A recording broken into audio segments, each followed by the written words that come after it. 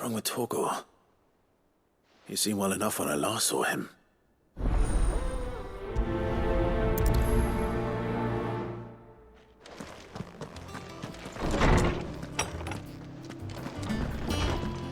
He cracked the crystal too? You're joking. I got your note. You think something's wrong with Torgor? So you can read. Congratulations. But I didn't say I were wrong with him. I said something weren't right. He's not been eating me treats. He used to love cracking the bones from Molly's boiled brown, but now he won't so much as look at them. Didn't like him. Which is why I'm of a mind that his mind's on something else. You've not been working him too hard, have you? No harder than usual. Is that it, boy? Do you need a rest? What was it you said he was? A frost wolf? That's what the lawsman seems to think. Then maybe this all has something to do with whatever it is that's woken inside him. I suppose things have been different since Rosalith. Perhaps Hippocrates knows something. Instead of everything, you mean? Perhaps.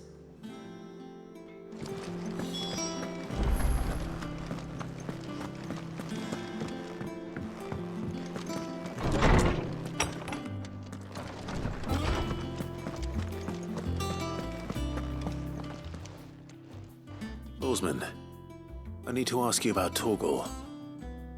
Something's not right with him. He isn't ill, is he?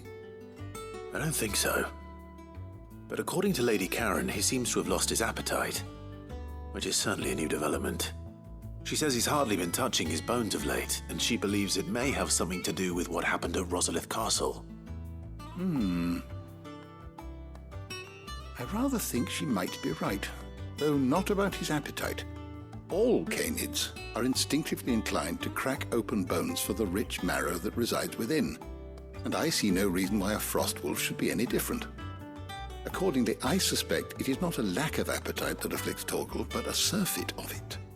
If we assume that his newfound magics require additional nourishment to sustain, it may well be that the bones Lady Karen is accustomed to providing are no longer sufficient. Frost wolves, after all, habitually prey upon far larger animals, whose bones may yield altogether different nutrients. As to where one might find a suitable substitute, some antelopes that graze the meadows of eastern Rosaria have been known to grow to a size more than double that of their lesser cousins. I don't recall ever seeing any that large. And little wonder. The oldest and largest such creatures rarely leave the safety of the highlands for fear of predators. The last elder antelope sighting I recall hearing about took place near Cressida, and that was long before the village was abandoned. Even so, it seems like a good place to start. Good hunting, Clive.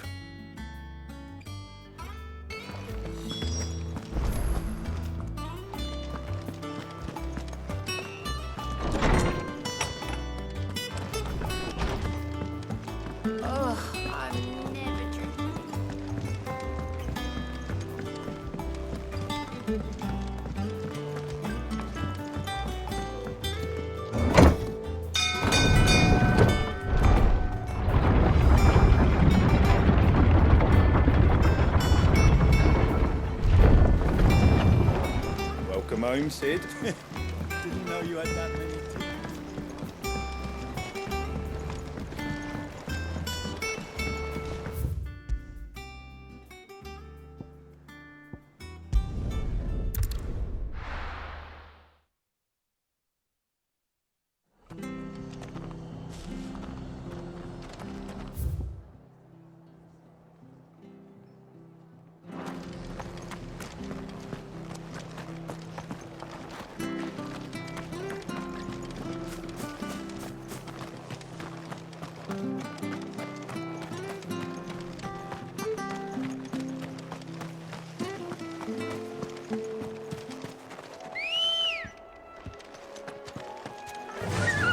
Fly, Ambrosia.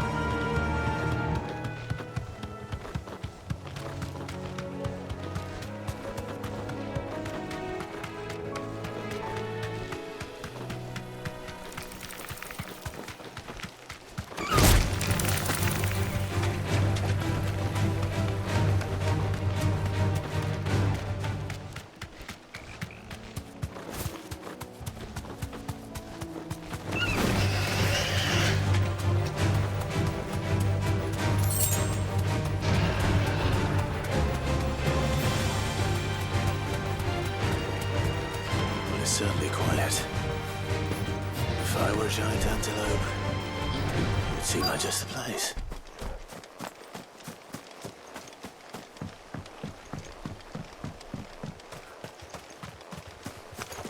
I doubt we'll find one bigger than that. Hungry, Torgal?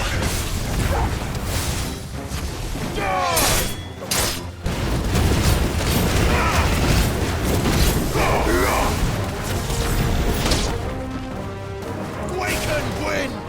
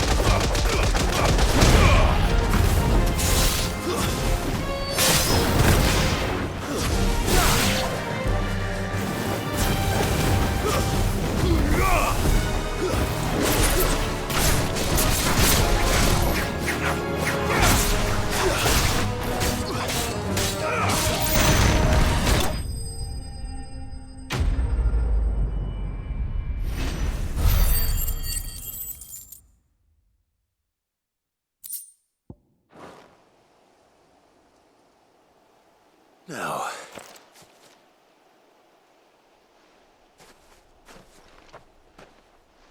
will it be enough, I wonder?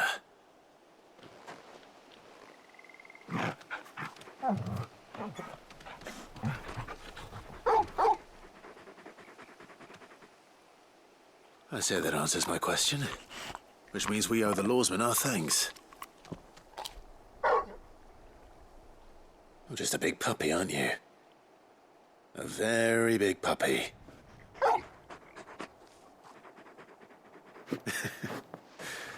You do know you can take that with you, Torgal.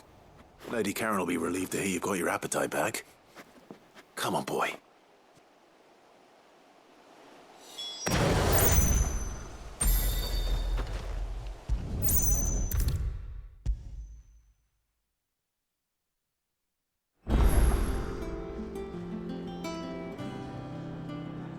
I noticed you and Torgal had gone off somewhere. Take him for a walk, did you? You could say that.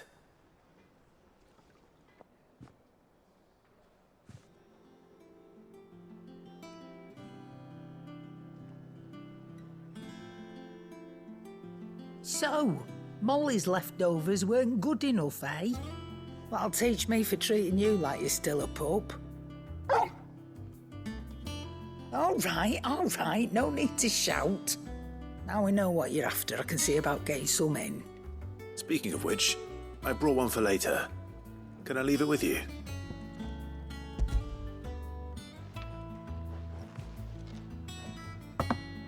You can, aye.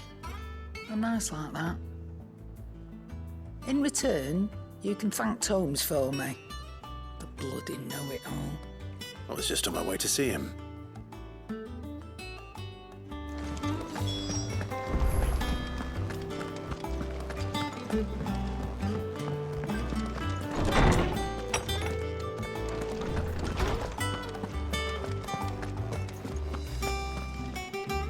Ah, Clive.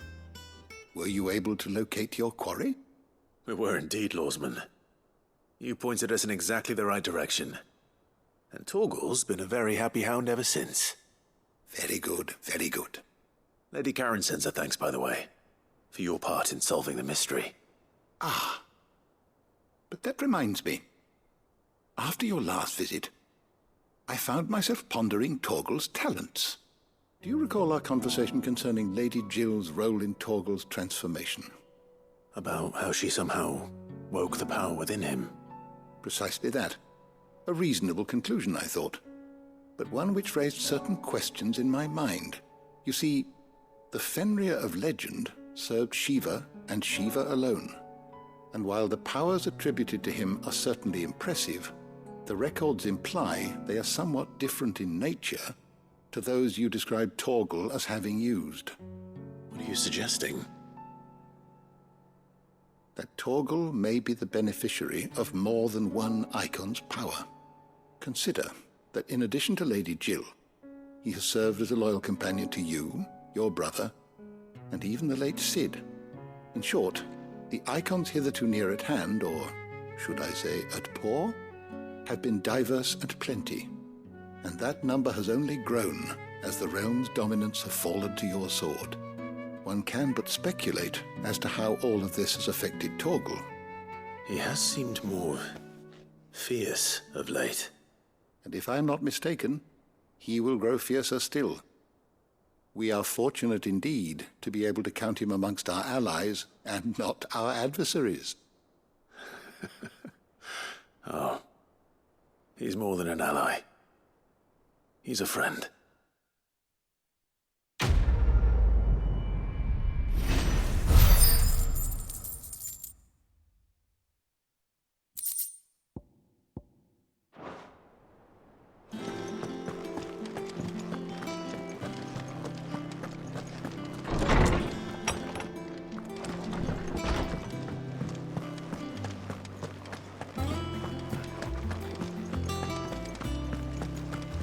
Crack the crystal too?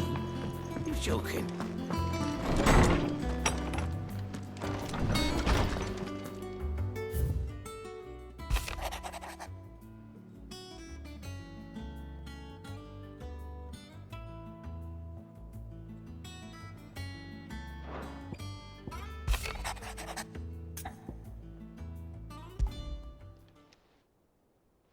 Hopefully it's nothing. But I should speak to Blackthorn just in case.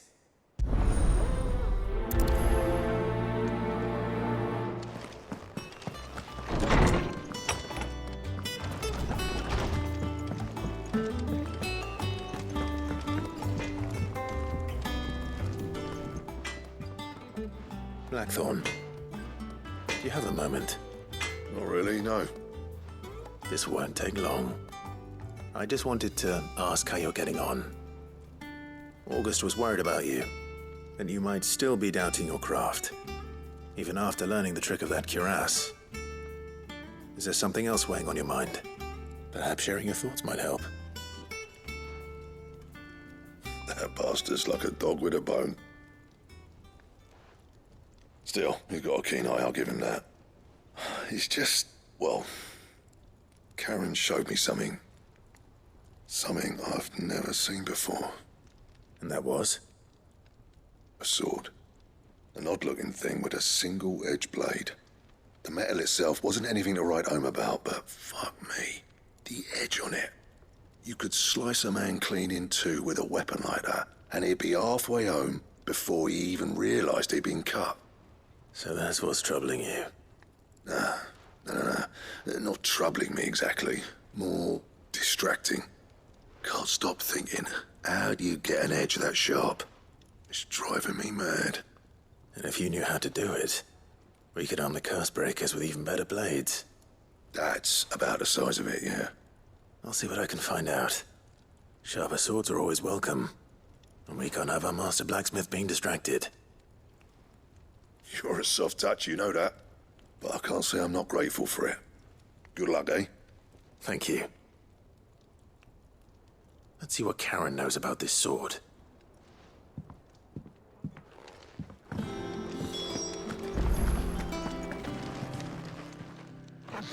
You're looking well, Karen.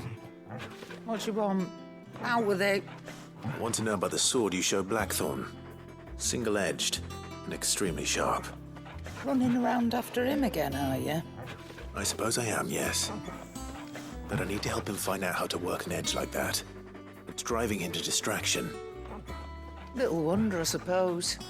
There's not many like that make it as far as the twins, and those that do go straight into private collections, which made it nice and easy finding a buyer.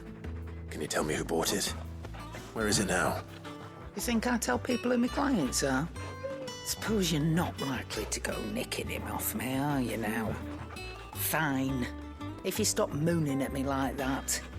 Lord Ignac's the man you want. Dalmekian bloke. Collects weapons and the like.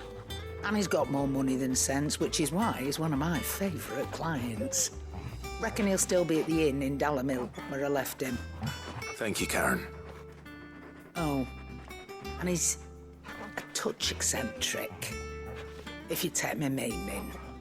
I appreciate the warning.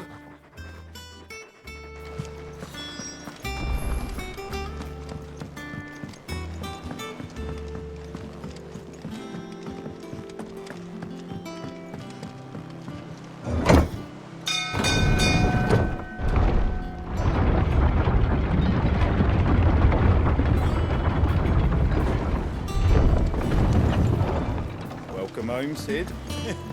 Didn't know you had that many.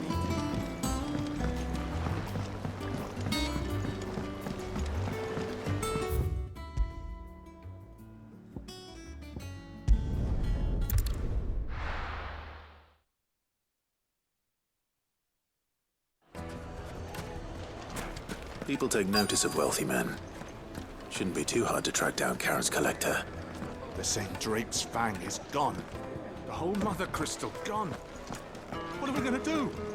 Calm yourself.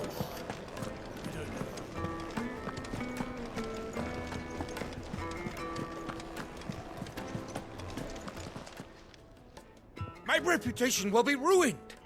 Ruined! Calm yourself, Lord Ignac, I beg of you, before you do yourself a mischief. Pardon the intrusion, but Out! Get out! I paid for these rooms so I wouldn't be disturbed. Leave me be! Please, allow me to apologize.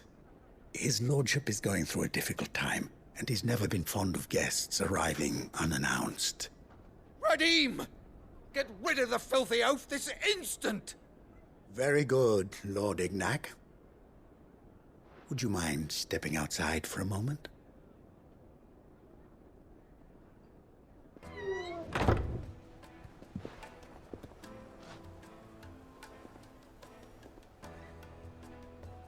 I'm sorry if I've caused you any trouble. That? No. That's just how his lordship is. Though the morning's events have left him somewhat fractious. He has been dispossessed of his luggage, you see. The thieves also made away with a considerable amount of coin. Coin the innkeeper will soon be keen to collect. I don't suppose a certain blade was among the stolen items. A single-edged sword. It was purchased from a merchant friend of mine. Ah, you know Lady Karen? Yes, I'm afraid it was. Then I'll retrieve Lord Ignac's luggage. But I have one condition. You have but to state it. You are welcome to anything that is within my power to grant. I want an audience with Lord Ignac. A few minutes should be enough. Then I'll be on my way. A condition I would be a fool to refuse. Of course, you shall have your audience. I don't suppose you saw where the thieves went. I did not, no. Though some discreet inquiries made on his lordship's behalf mean that I know where you might find them. The bandit's bed.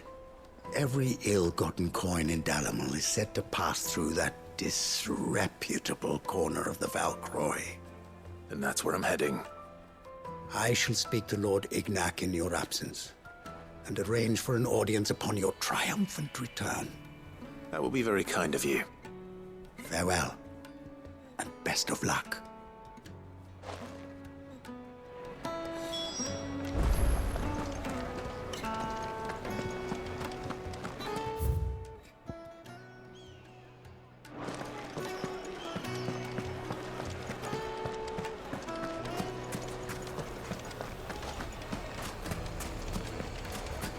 Ambrosia won't help me here.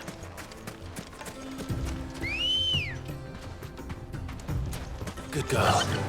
Fly, Ambrosia!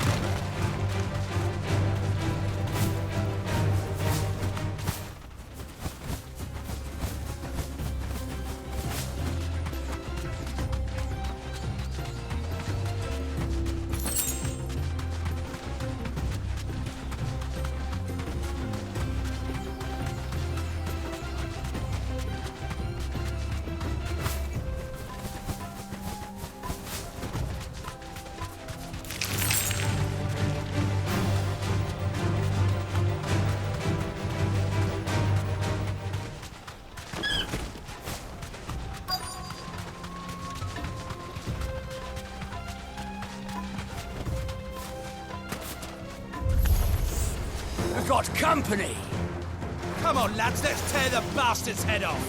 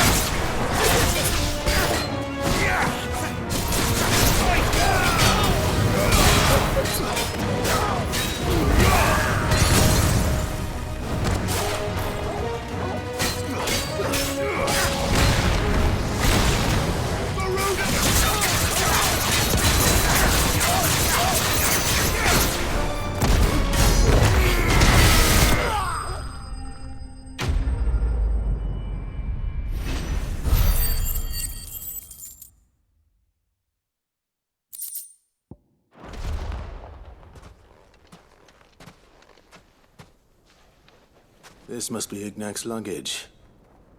Nothing seems to be damaged. All right. Let's get it back to Dalamel.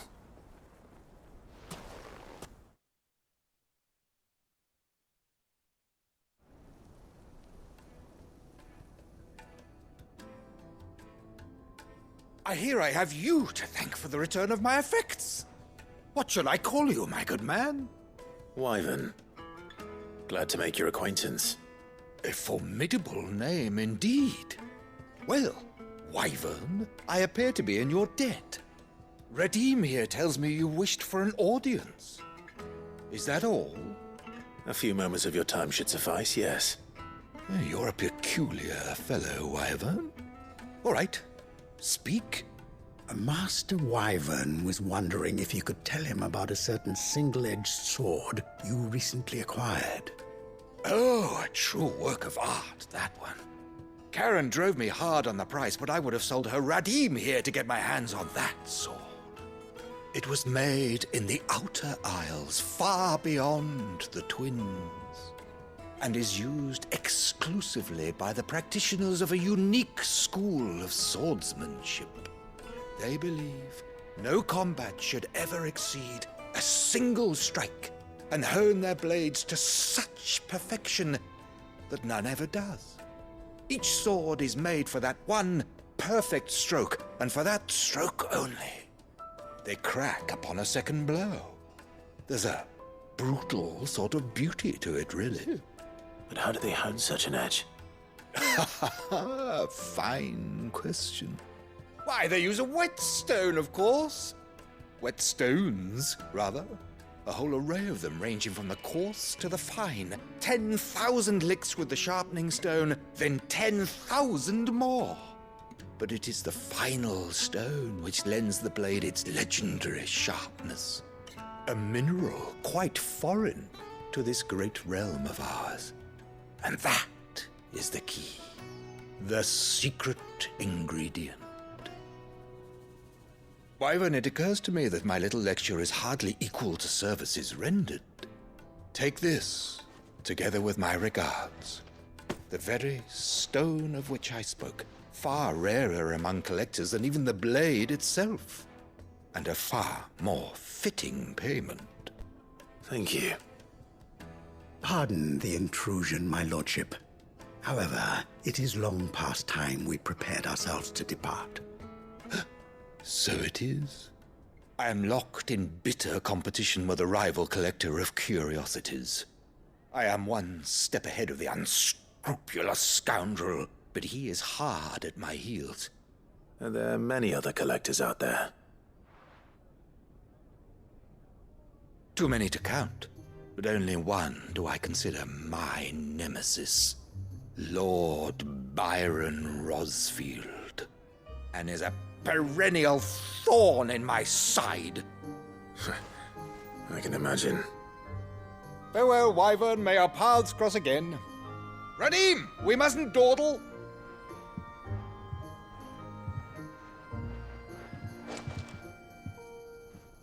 I think his lordship is rather taken with you, Master Wyvern. Thank you again for your assistance. Coming, my lordship. I'll be right there.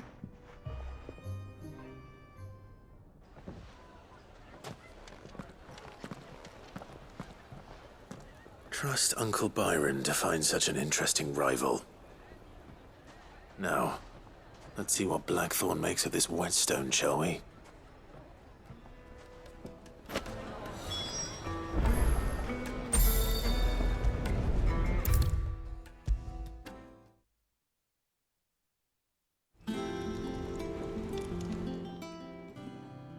Sorry for the wait, but hopefully you'll agree it was worth it. You learned something about that sword, then? I did better than that.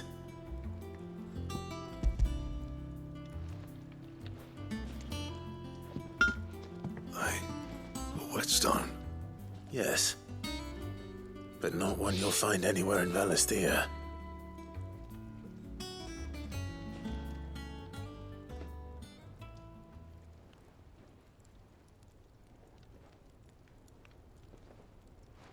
No wonder I couldn't get the same finish on the grinding wheel. One hit and all done, eh? Might not be so bad if all you ever fought were duels. Good luck on the battlefield. Your second opponent would be your last, no matter how good you were. Even so, is there some way it could be used to give the curse breakers an edge? I think so, yeah. With this whetstone and the right kind of steel, I could probably even make a twin of the blade that rattled me. But there'd be no replacing this little rock once I worn it down to a sliver. I reckon we get a dozen swords from it, if that. Swords that the curse breakers wouldn't know how to wield properly, and that would see them through a single fire piece. Nah, no point trying to copy that thing. Be about as much use as a wax anvil. But finishing our blades with a whetstone this fine, now that's something to consider. And what's finer than fallen masonry, eh? Or more hard-wearing, for that matter. Just imagine it. Good Valisthean steel with an edge as sharp as any found in the Outer Isles. I won't make a copy, nah. I'll make something much better. I'm sure the curse breakers will be delighted. Just don't push yourself too hard. Don't you worry about me, sunshine. I've been working day and night since I was half your age, and I'll still be here when you're long gone. Hey, thanks, Clive. I mean it. I owe you one, August too. It's good to know someone's looking out for me. He'll be happy to hear you said that. And I'll see that my debt to you's paid. First new blade I make's got your name on it. You come and find me when you've got the materials. All right? I will.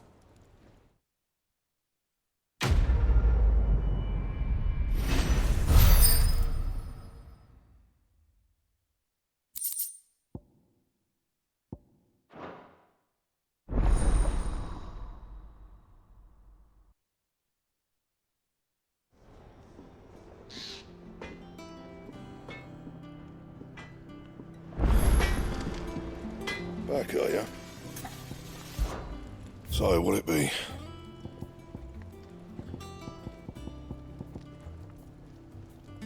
Don't waste my time. You ain't got the stuff. Anything else?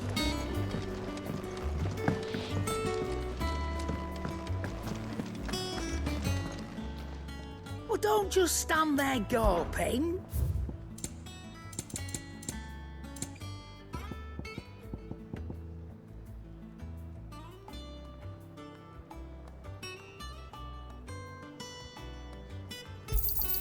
It'd better all be here. What do you need? So, what'll it be? Not bad, if I do say so myself.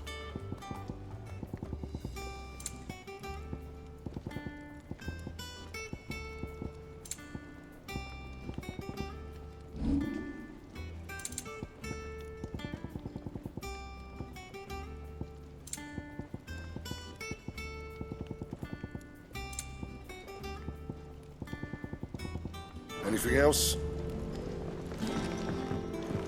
He cracked the crystal too? You're joking.